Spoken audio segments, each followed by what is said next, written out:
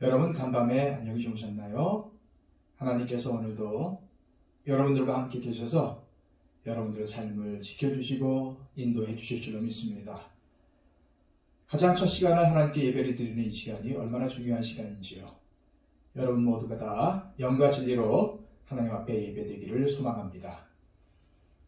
제가 기도하고 시작하도록 하겠습니다. 아버지 하나님, 오늘도 우리에게 기회를 주시고 우리의 삶을 통해 하나님의 은혜를 부어주심을 감사드립니다. 오늘도 우리에게 주신 이 생명의 기회, 허송세월하지 않도록 하여 주시고 오늘도 이 세월을 아껴 하나님께서 기뻐하시는 일들을 행할 수 있도록 하여 주옵소서. 오늘도 우리의 삶에 제일 되는 것이 하나님의 말씀임을 알게 하여 주시고 오늘도 그 말씀에 기록된 대로 행하며 순종하는 한날이 되게 하여 주옵소서. 오늘도 주님의 기쁨을 위해 살게 하여 주시고 내 삶의 중심에 주님이 계심을 늘 항상 기억하며 살아갈 수 있도록 인도하여 주옵소서. 예수 그리스도의 이름으로 기도하옵나이다. 아멘. 우리 다 함께 찬송가 483장을 찬양하겠습니다.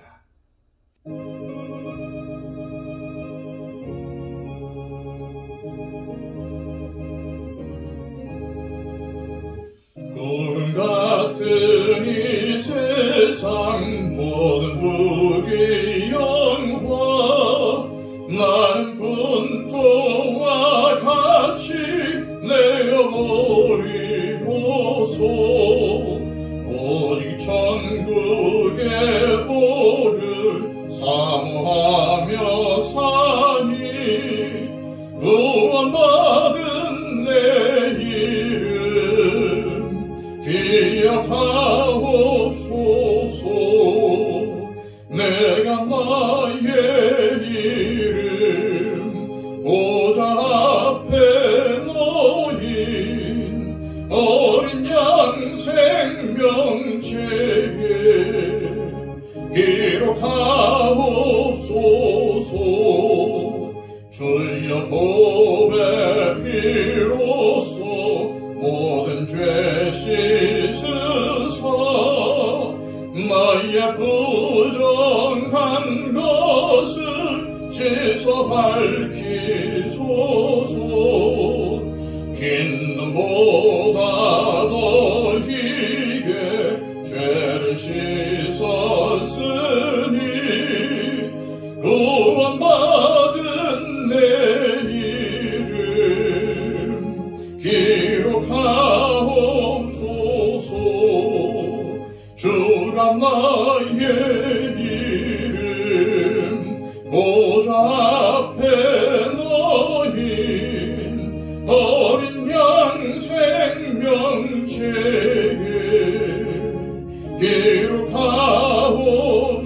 기록하옵소서. 죄가 하나도 없고 아무 병도 없는 영화롭고도 밝은 천국 올라가서 주와 함께 그곳에 길이 살겠으니 이런 소망의 삶은 참된 행복이라. 주가 나의 이름 보좌 앞에 놓인 어린 양 생명체에 기록하옵소서.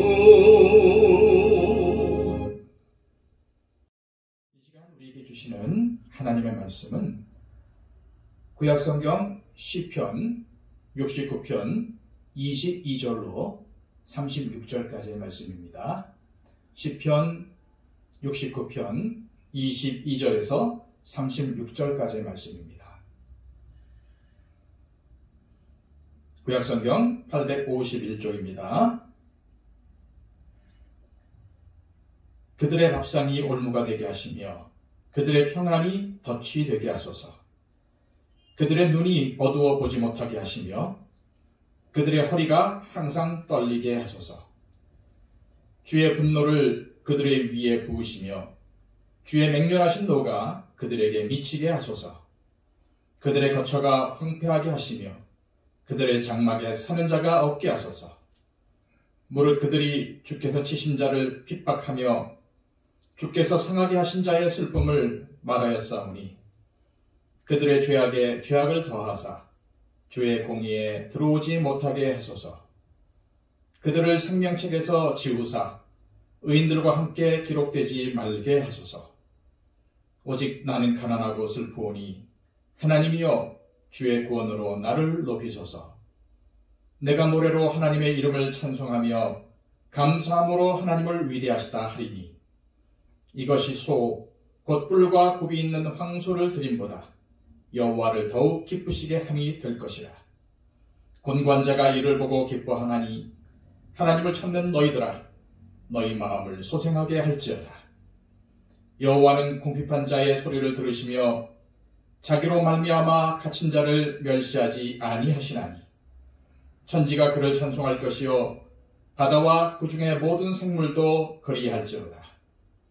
하나님이 시온을 구원하시고 유다 성읍들을 건설하시리니 무리가 거기에 살며 소유를 삼으리로다. 그의 종들의 후손이 또한 이를 상속하고 그의 이름을 사랑하는 자가 그 중에 살리로다. 아멘. 지난 시간에 이어 시편 69편의 마지막 부분을 통해 은혜 나누기를 원합니다. 세상에는 악한 사람들이 참 많아요. 그런데 그 악한 사람들이 교회를 다니고 교회에서 직분을 맡은 사람들이라면 기분이 좋지 않고 오히려 마음이 답답합니다. 그들이 불쌍하게 느껴집니다. 22절 말씀입니다. 그들의 밥상이 올무가 되게 하시며 그들의 평안이 덫이 되게 하소서. 여기에서 밥상은 하나님 앞에 제사를 드리고 먹는 제물을 의미합니다. 오늘 본문 28절에 그들을 생명책에서 지우사 의인들과 함께 기록되지 말게 하소서라는 이 구절을 볼 때 지금 다윗의 대적은 하나님을 모르는 이방인이 아니라 같은 하나님을 믿는 사람들임이 분명합니다. 그들은 하나님께 거룩한 제사를 드릴 자격이 없었습니다. 그런데 그들은 하나님께 제사를 드리고 제사 후에 웃으며 제물을 나눠 먹었습니다. 다윗이 보기에 그들의 모습은 참으로 가증스럽게 보였을 것입니다. 그래서 다윗은 하나님께 제사를 드리면서도 자신들의 죄악을 뉘우치지 않고 오히려 죄 지을 생각만을 한 채 제물을 먹는 그들의 모습을 보면서 하나님을 기만하는 죄가 더하여져서 올무가 되게 해달라고 탄원하고 있는 것입니다. 다윗은 오늘 본문에서 직설적으로 악한 사람들을 향하여 저주하고 있지요. 이 모습이 너무너무 적나라하여 어떤 학자들은 이러한 말을 하는 것은 아무리 다윗이라고 하더라도 잘못을 범하는 것이다 라고 말하기도 합니다. 그러나 대부분의 학자들은 그렇게 말하지 않습니다. 다윗의 저주는 정당하다라고 말을 합니다. 왜냐하면 다윗은 자신의 대적에 대해서 저주하고 있는 것이 아니라 그들의 죄에 대해서 분노하고 있기 때문입니다. 또한 개인으로서가 아니라 공인으로서 하는 분노이기 때문이죠. 마치 검사나 판사가 죄인에 대해 용서보다는 형을 집행해야 하는 것과 같습니다. 그런데 우리는 무엇보다 다윗이 대적들에게 하는 저주보다는 그가 하나님께 탄원하고 있다는 점을 주목해야 합니다.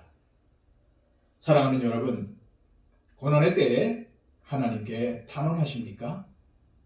우리의 아픔을 가장 잘 이해하실 분도 하나님이시고 원수를 갚아주실 분도 하나님이십니다. 그러기에 원수에게 욕하고 저주할 것이 아니라 하나님께 탄원해야 합니다.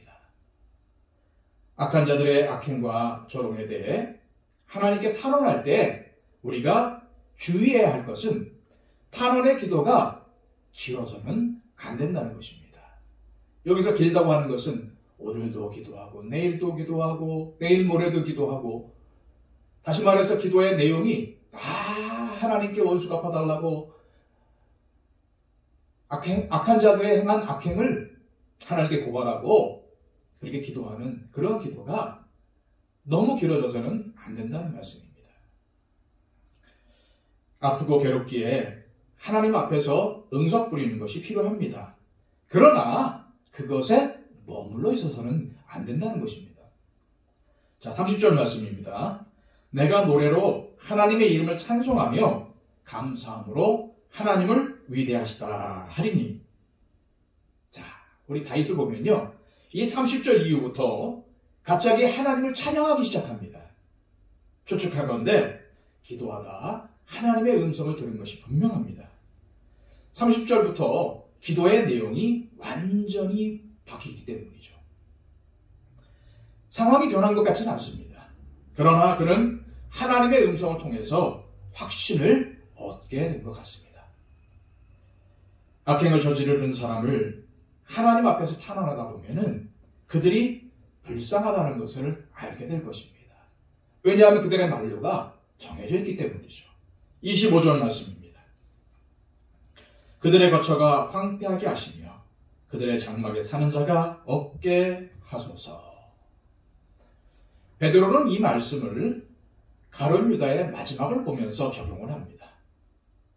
유다가 예수님을 팔고 돈을 받았을 때 그 모습이 얼마나 부끄러운 모습입니까? 얼마나 불쌍한 모습입니까? 그리고 그 미래를 보면은 더욱더 불쌍합니다. 처절합니다. 그러니 악한 자들이 악행을 저지르는 것을 보면은 오히려 우리 안에 측은지심, 다시 말해서 불쌍한 마음을 가질 수밖에 없죠. 왜요? 그들의 말로가 뻔하니까. 다윗은 길고 긴 고난 때문에 깊은 기도를 하게 됐고 그 깊은 기도는 깊은 찬양으로 이어졌습니다. 비록 지금 상황이 바뀐 것은 아니지만 여전히 하나님은 찬양받기에 합당하신 분이십니다. 진정한 찬양은 바로 고난의 때에 믿음으로 드리는 찬양이 아닐까요?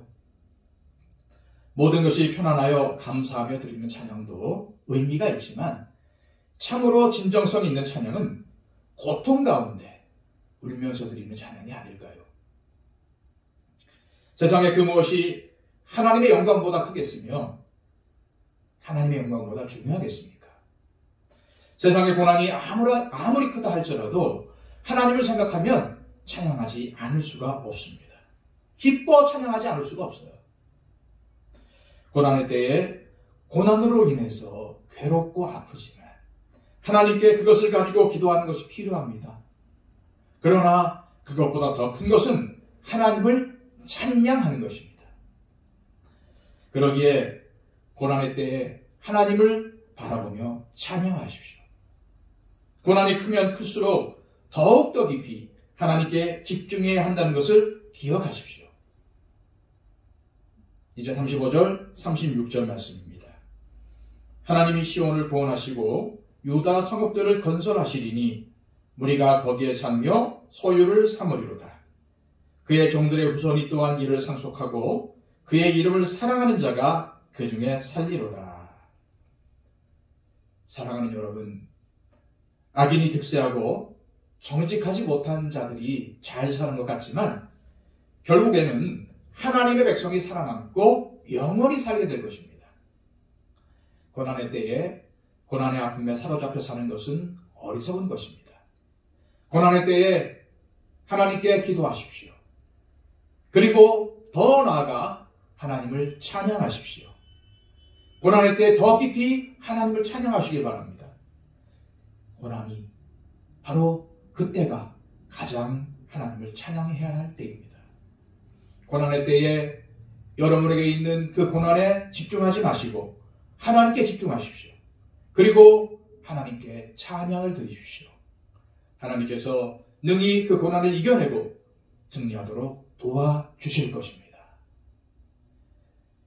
이 시간 다 함께 기도하실 때에 하나님, 내가 지금 비록 고난 가운데 있다 할지라도 다윗처럼 하나님을 찬양케 원합니다. 하나님 앞에 온전히 진심을 다하여 하나님을 찬양하기를 원합니다. 하나님의 영광을 높이기를 원합니다. 주님, 비록 내 삶이 힘들고 비록 이 삶으로 인해서 지쳐있고 힘들다고 생각하고 있지만 하나님, 이 고난에 빠져있지 않도록 하여 주시고 오히려 이 고난의 때에 하나님을 찬양하는 인생을 살게 하여 주옵소서. 그리하여 주변에 있는 사람들이 나의 모습을 바라보며 하나님 살아계심을 알게 하옵소서. 이런 기도를 우리가 하나님께 드렸으면 좋겠습니다. 그리고 오늘도 여러분의 삶을 위해서 기도할 때 하나님, 무엇을 하든지 하나님께 영광 돌리는 삶을 살게 해주십시오. 나의 일을 통해서, 나의 삶을 통해서 온전히 하나님이 높아지기를 원합니다. 하나님, 하루속히 이 코로나가 종식되기를 원합니다. 단 우리 교회가 하나님이 기뻐하시는 교회 되기를 원합니다. 우리 교회에 속한 성도들에게 건강을 허락하여 주시고 특별히 육신이 약한 자들, 육신의 질병 가운데 있는 자들을 치유하여 주옵소서. 우리 특별히 최종화 형제 기억하며 기도해 주시기 바라고요. 우리 제1전 전도에 속한 우리 권사님들, 또한 우리 또 남수교회에 속한 우리 집사님들 위해서 기도해 주시기 바랍니다. 우리 다 함께 하나님 앞에 기도하겠습니다.